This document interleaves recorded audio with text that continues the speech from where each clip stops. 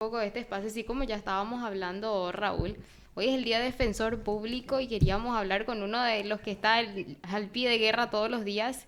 Y justamente estamos con el doctor Carlos Arce Letelier. Buenas tardes, doctor, ¿cómo está? Muchas felicidades por este día. Queríamos hablar un poco acerca del trabajo que a ustedes les toca hacer como defensores públicos.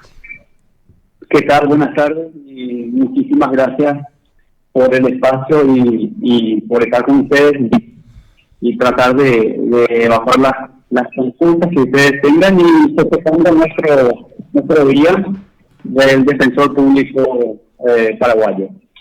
Sí, doctor, felicidades, cierto. Mucho trabajo realmente en la defensa pública actualmente porque vemos también que de repente no solamente la gente que no tiene o de escasos recursos va con ustedes, sino también gente que tiene recursos pero que prefieren que ustedes lo defiendan.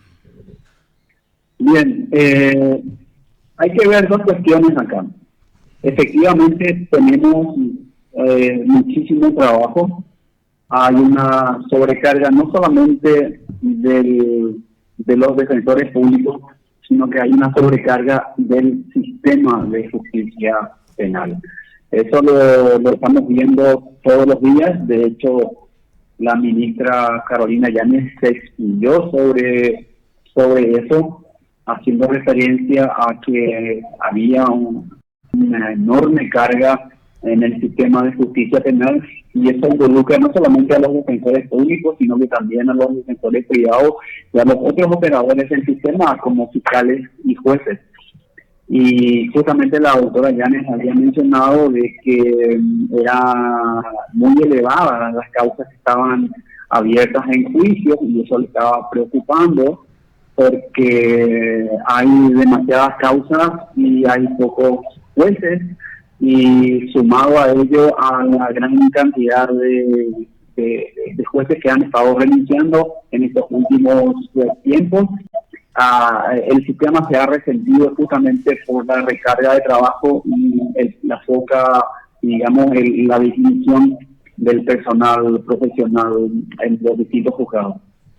Y justamente ahí, doctor, la doctora Yane hablaba también de que pocas causas son, vamos a decir, concluidas en la etapa intermedia y la mayoría va a juicio oral. Creo que una de las causas fundamentales es que haya también una excesiva cantidad de causas que deben ser juzgadas en juicio. Sí, ese es otro tema. La sobrecarga del sistema de justicia viene por la cantidad de hechos punibles que se cometen, ¿verdad? Pero la sobrecarga del sistema de juicios orales, yo siempre critico a una falta de efectivo control por parte de los jueces de garantía, en donde elevan causas a juicio oral y público que pueden perfectamente ser, finiquitadas, terminadas o darle alguna salida en etapa intermedia, que justamente esa es una de las funciones. Sin embargo, esos controles con respecto a ello no funcionan y el resultado lo tenemos en que el sistema está saturado por causas que nunca debieron haber llegado a juicio oral y público, porque la idea principal del legislador en aquel momento era que solo las causas de relevancia pudiesen ser debatidas en el juicio oral y público, y aquellas de menor entidad abrirse en el abanico de alternativas que los jueces lamentablemente no están aplicando, porque la verdad que no lo sé, no entiendo cuál es el motivo de habilitar esas vías alternativas que son beneficiosas para todos, incluso para el justiciable, para el Ministerio Público, para la defensa y para el sistema en general, pero no son, se ponen trabas que no tienen sentido, como por ejemplo, la no aceptación de la víctima, porque la víctima, si bien tiene un derecho de conocer las alternativas o las resultas del proceso, su negativa a la salida procesal no es imponente. Y sin embargo, en la práctica, lamentablemente lo vemos. La víctima tiene derecho a recurrir si la resolución que se ha dictado no es satisfactoria, pero no implica que el Ministerio Público o, en su caso, el juez de garantía deban atarse a esa negativa de la víctima de buscar una salida alternativa al juzgamiento oral y público. Aparte, doctor, hubo un proyecto de ley, justamente creo que había defensores públicos también que habían estado en eso, de elevar hasta 12 años, por ejemplo, la posibilidad de hacer el procedimiento abreviado. Pero finalmente se desechó. Creo que iba a ser una de las posibles soluciones también para descongestionar. Sí, es una solución. Era bastante, interesante la posición de ese proyecto que habilitaba elevar el quantum para los procedimientos abreviados, como lo tienen casi todos los países, pero siempre que lamentablemente no logró entender el alcance y la utilidad de esa herramienta, haciendo referencias populistas a que eso iba a beneficiar a los corruptos, delincuentes, crimen organizado y ese tipo de cosas que no tienen absolutamente ninguna, relevancia o no tienen ninguna importancia con respecto a la situación en que se había planteado en ese proyecto de ley que era muy interesante porque permitiría realizar procedimientos abreviados